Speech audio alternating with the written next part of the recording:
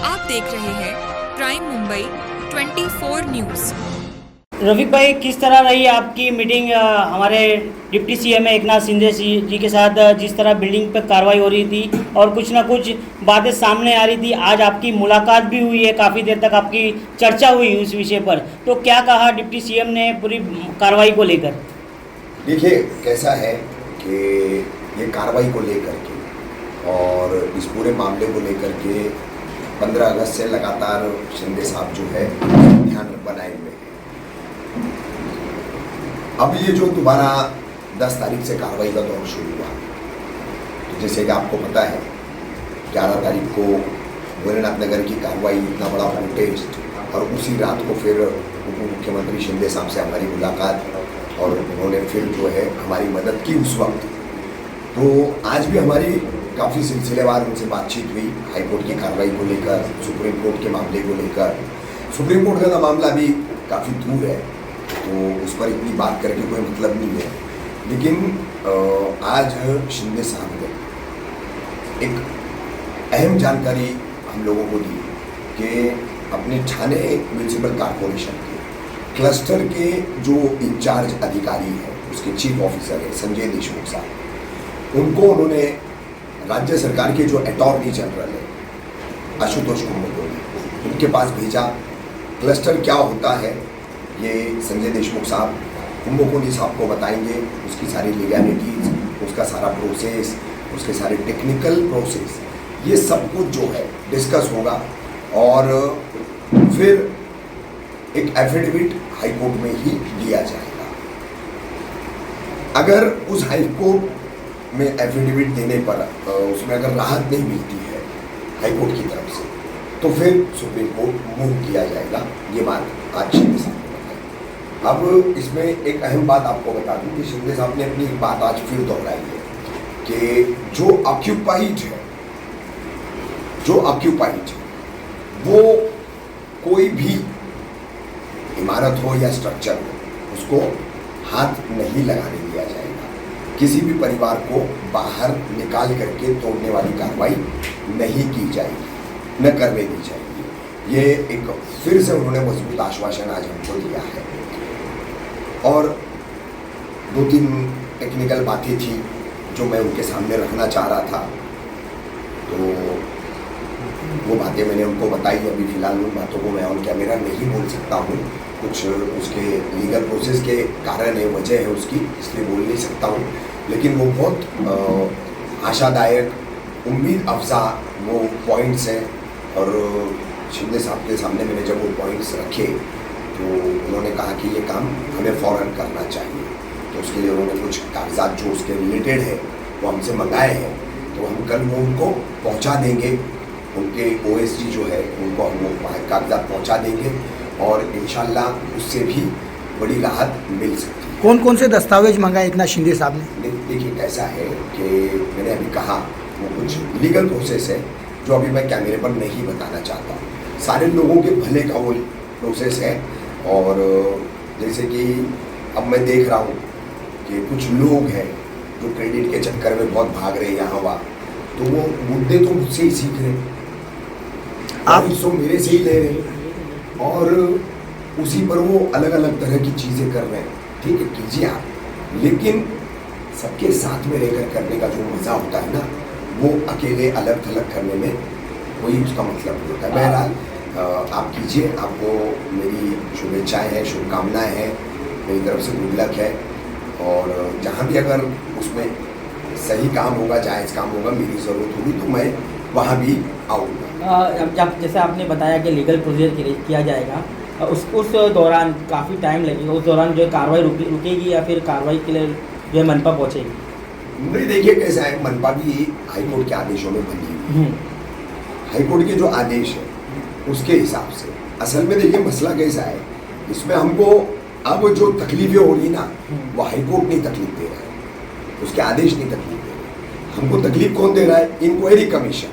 उस inquiry commission में जाने वाली शिकायतें, जो पहले 53 की लिस्ट, फिर 52 की लिस्ट, ये जो तमाम चीज़ें हैं, अब वो प्रोसेस चल रहा है और उसी के चलते ये तमाम तकलीफें आ रही हैं। बहरहाल आप सभी के माध्यम से मैं एक बात कह दूँगा, आप लोगों के चैनलों के ज़रिए, मेरे अपने चैनल के ज़रिए आज ये मैसेज मैं सब लोगों को दे रहा हूँ कि मदद हमको ऊपरी सतह से, हायर लेवल से अच्छी खासी मिल रही है। उसके बावजूद मैंने शिंदे साहब के सामने बात रखी कि साहब ठीक है, लेकिन हम आंदोलन नहीं रोकेंगे, हम आंदोलन जारी रखेंगे। जहाँ भी कार्रवाई आएगी, अगर इस तरीके से लोगों को बेघर किया जाएगा तो खड़े रह करके हम वहाँ पर जो है उस कार्रवाई का विरोध में प्रोटेस्ट करेंगे। तो साहब ने हमको आश्वासन दिया कि आपके उस आंदोलन में, आपके उस प्रोटेस्ट में मेरा पूरा आपको साथ है, सपोर्ट है और मैं आपकी पीठ पर खड़ा हूँ। आप जहाँ ज़रूरत पड़े आप आंदोलन अपना कीजिए, वो आपका हक है, अधिकार है। रफीक भाई, जिस तरह आपने आवाज़ तो उठाई है, आपने बात भी की है डिप्टी सीएम से, पर अभी भी कुछ ऐसे कुछ बिल्डर है जो सुप्रीम कोर्ट जाने की तैयारी कर रहे हैं, तो आखिर उन लोगों को क्या ज़रूरत है सुप्रीम कोर्ट जाने की, जबकि डिप्टी सीएम ने खुद वादा किया है कि कुछ कार्रवाई नहीं होने देगी, तो क्यों ये कोर्ट को दरवाज़ा खटखटाया जा रहा है अभी? नहीं भाई, अभी देखिए कैसा है, वो बिल्डर कौन है, क्यों जाना चाह रहे सुप्रीम कोर्ट, क्या उनके पास लीगल ग्राउंड है, किस ग्राउंड पर वो सुप्रीम कोर्ट से स्टे का ऑर्डर ला सकते हैं, इसकी मुझे कोई जानकारी है नहीं। बहरहाल कोई जा रहे हैं तो जाएं, लेकिन मेरी एक सलाह है कि आप कानूनी उसमें जो है ना सारे मामला की जांच पड़ताल करें, अच्छे से उसको जांचें परखें चीज़ों को और उसके बाद जाएं, क्योंकि अब तक सुप्रीम कोर्ट में जहाँ तक मुझे जानकारी है लगभग 2 petition SLP special leave petition ये सुप्रीम कोर्ट में फाइल हुई थी। फर्स्ट AVK की कार्रवाई जब शुरू हुई 13 तारीख को, तो 15 तारीख को एक पिटीशन जो है फाइल हुई थी, जो पहली पिटीशन थी और सुप्रीम कोर्ट ने रिजेक्ट की थी। उसके बाद एक और हुई थी, वो भी रिजेक्ट हुई है। तो कहीं ना कहीं एक चीज़ जो है सवाल उठता है कि कानून की व्याख्या में गरीब की जगह कहाँ है।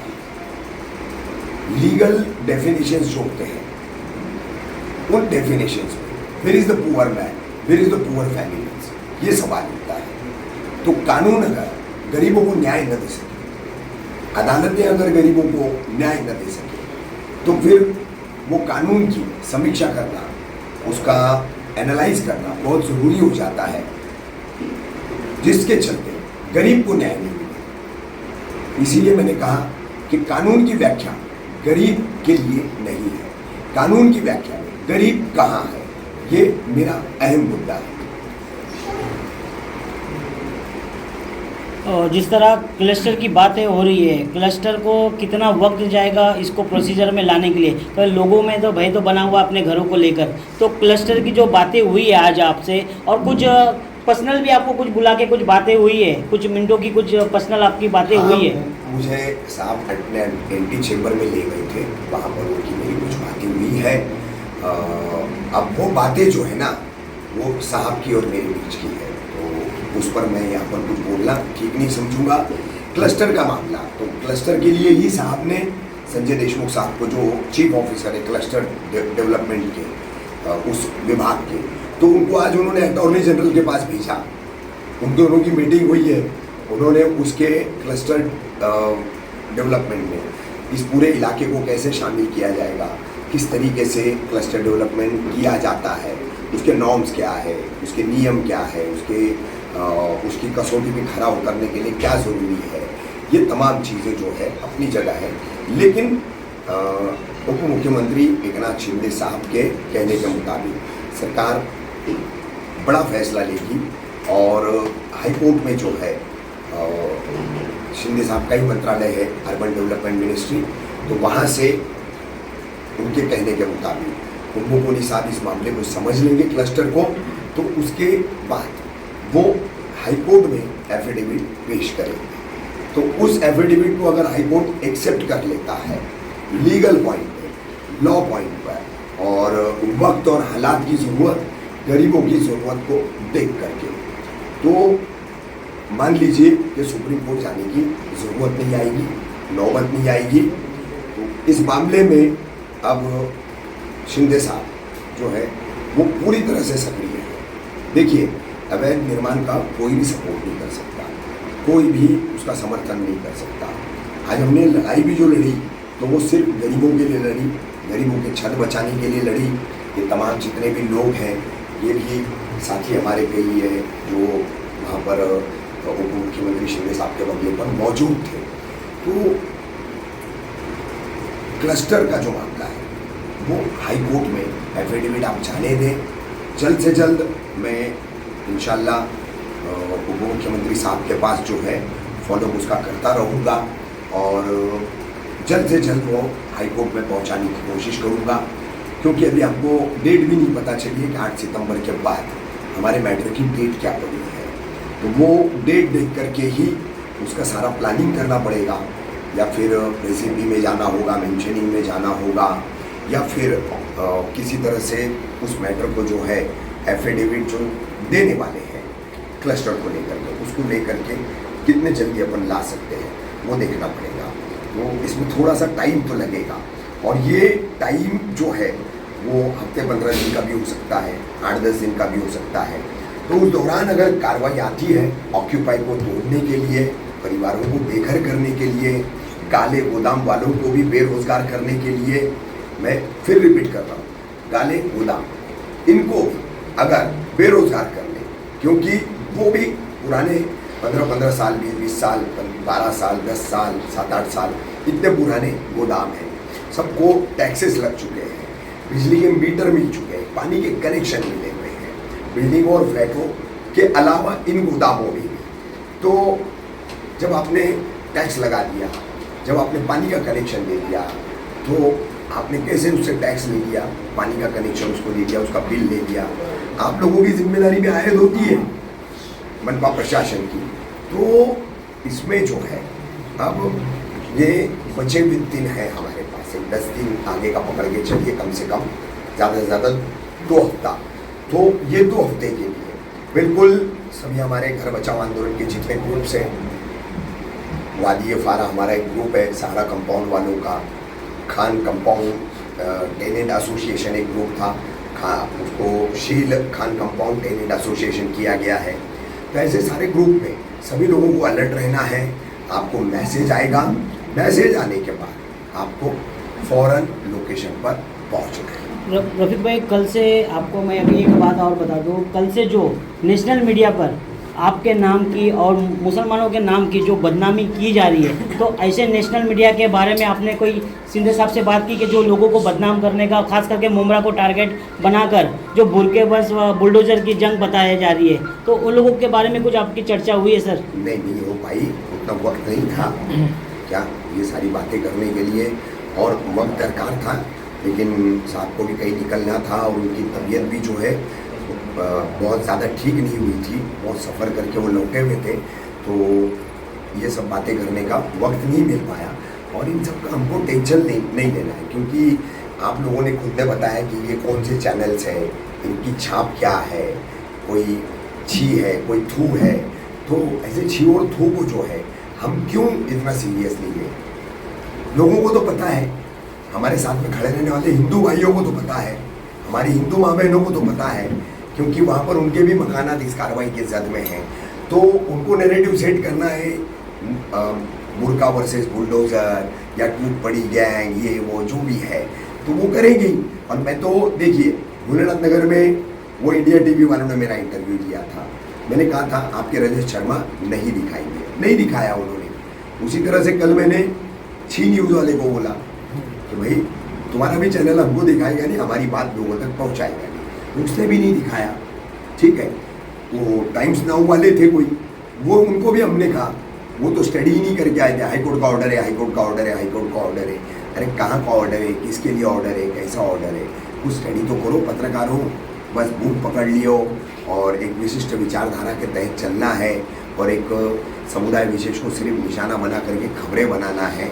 उनको तो झंडे का और देश का कलर ही नहीं पता है, झंडे इस्लामिक झंडे को पाकिस्तानी झंडा बता के ऐसा वायरल कर रहे थे, वो बातें कर रहे थे ऐसी। हाँ, असल में वही जवाब तो कल उनको जो है वो थप्पड़ गणेश मुंडे ने लगाया, हमारे हिंदू भाई ने लगाया कि इनको पाकिस्तानी झंडा और इस्लामिक झंडे का फर्क नहीं मालूम है। तो ये नेशनल न्यूज़ वाले कैसे कहलाते खुद को, कैसे ये नेशनल न्यूज़ चैनल जो अपने आप को बोलते हैं? चाचू मराठी